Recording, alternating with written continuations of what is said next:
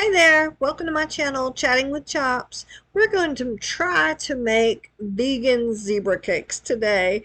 I'm not going to call it a fail recipe because it did taste good, it just didn't look so good. So let's go along for the ride.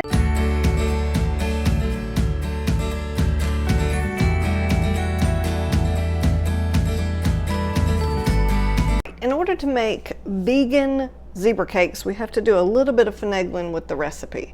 So the first thing you want to do is get your oven preheated to 350 degrees while you're doing all this. That way it's ready when you're ready.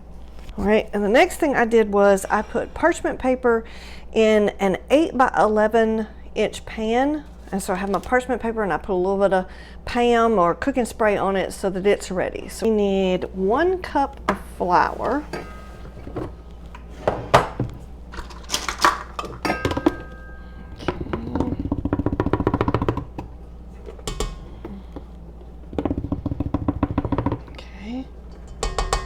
And we need 1 tablespoon of baking powder.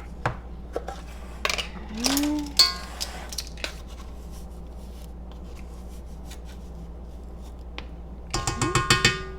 There's our 1 tablespoon. And then we need 1/8 of a tablespoon of salt. And I don't really like cooking with salt, so I just like to put a little bit in my hand and then just sprinkle it in. Okay. And then we need to put in our sugar. We need 1/2 cup of sugar. Gotta have our zebra cakes be sweet, right? So there's our 1/2 cup of sugar. Okay. All right, and then I'm just gonna give that a little swirl. That way everything's all mixed together. There we go. Now we want to put our wet ingredients together. Okay. So we need 1/2 cup of melted butter, which I've already melted my 1/2 cup of butter. So we're going to put that in there. And then we want 1/2 cup of milk. Now, of course, I used vegan butter, and so I'm going to use almond milk as my plant-based milk since this is going to be a vegan recipe. All right, so there's my 1/2 cup of milk. Okay. All right, and then I'm just going to kind of give that a little bit of a swirl. Okay. And now we're going to put our wet ingredients in with our dry. Just like that. And now we're going to mix that up until it's well combined. Now remember, with cake, you want to mix just until it's all together. You don't want to mix too much because then your cake will be all tough. Just let it slide down.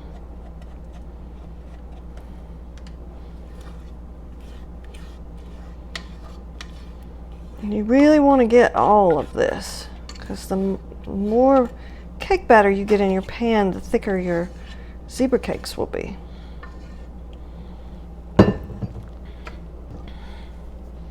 Alright, and then what I'm going to do is I'm going to take my little offset spatula here and just kind of get it all into the corners nice and flat. And see if I can't work out some of these little bubbles too. And then just give it a little tap so you can get some more air bubbles to come up to the top.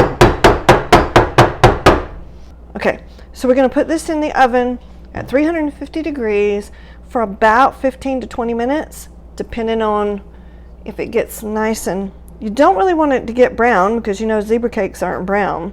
So you just want to make sure that it's set. So you just make sure your toothpick comes out clean. Get started on making the filling of the zebra cake because it takes some time to cool as well. So the first thing we need to do is get 1 cup of our plant milk. I'm using almond milk. Okay.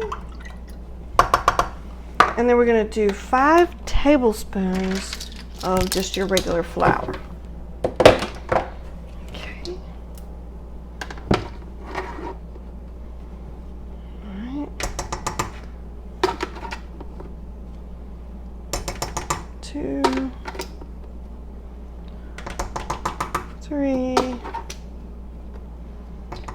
4, and 5. See? I just have it on the oven on medium high, and I'm just gonna keep stirring this, and I'm working out all my little lumps of flour. I'm just gonna keep stirring this until we get a nice pudding-like consistency. I'll try and keep track of the time so you'll have an idea of how long it takes that this will happen. Right now, this is all just liquid. I'm just trying to work out my lumps of flour. So now here's the waiting game. We have our zebra cake part out of the oven, and we're letting it cool.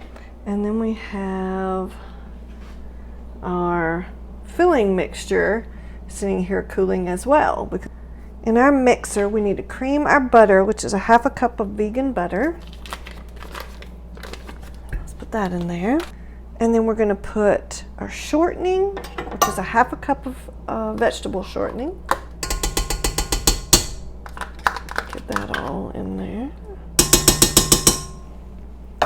Okay, and then we're going to put our little bit of salt. We need a 1/2 teaspoon of salt, and again, I just put a little bit in my hand and shake it in there. All right, so let's put our 1/2 teaspoon of vanilla bean paste in here.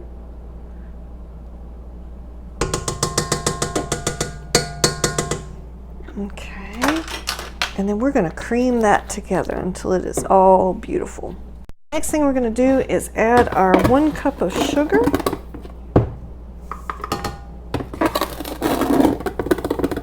And we're going to beat this for about 2 minutes.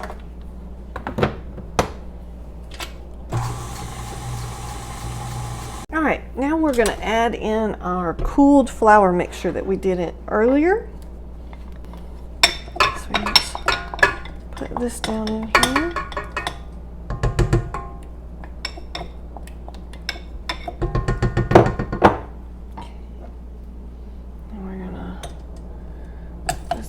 Up, and then we're just going to mix this until it looks like whipped cream, so it's going to mix for a while. Pretty cut and dry at this point. So we've made our cake, we've made our filling, and what we're going to do is we're going to take the cake that we made earlier, and we're just going to cut it in half. Let me get that out of the way. We're going to cut it in half. This is where it comes in that you start having to kind of experiment on your own. The recipe just says take 1 layer and put it on the other layer. So what we're going to do from here then is we're going to take some of our whipped topping that we just created, our filling for our zebra cakes, get all that off of there, and we're going to spread some of it on this bottom layer that is still here.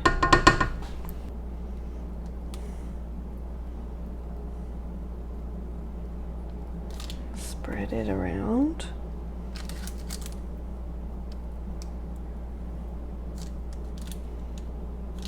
Don't want to be scrimpy. It looks like we've got plenty.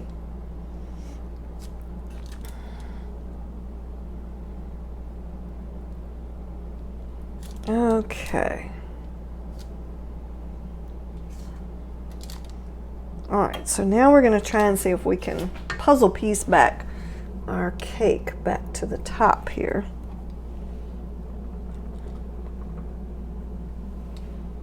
All right, so there, we have kind of piecemealed the top back together. I always try and tell you guys, my bakes are, I've never done these recipes before. I've never tried to make them vegan before.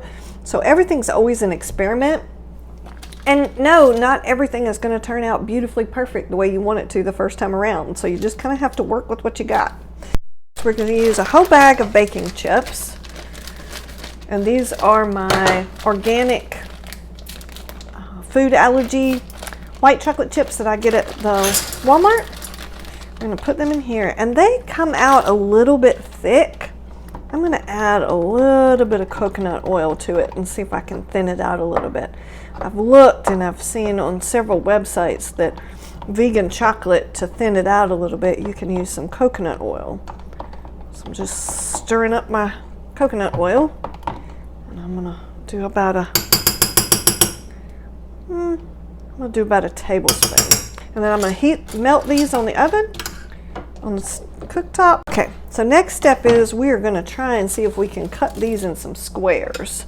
Now we're just going to pour our melted chocolate and a little bit of coconut oil over these so that it covers them completely. It is yummy. See? Melted some chocolate. All right, let's see if we just...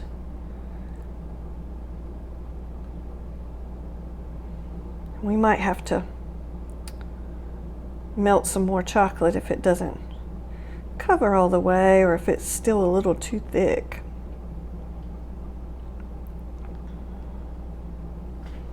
They are way too fragile to try and dip in the chocolate.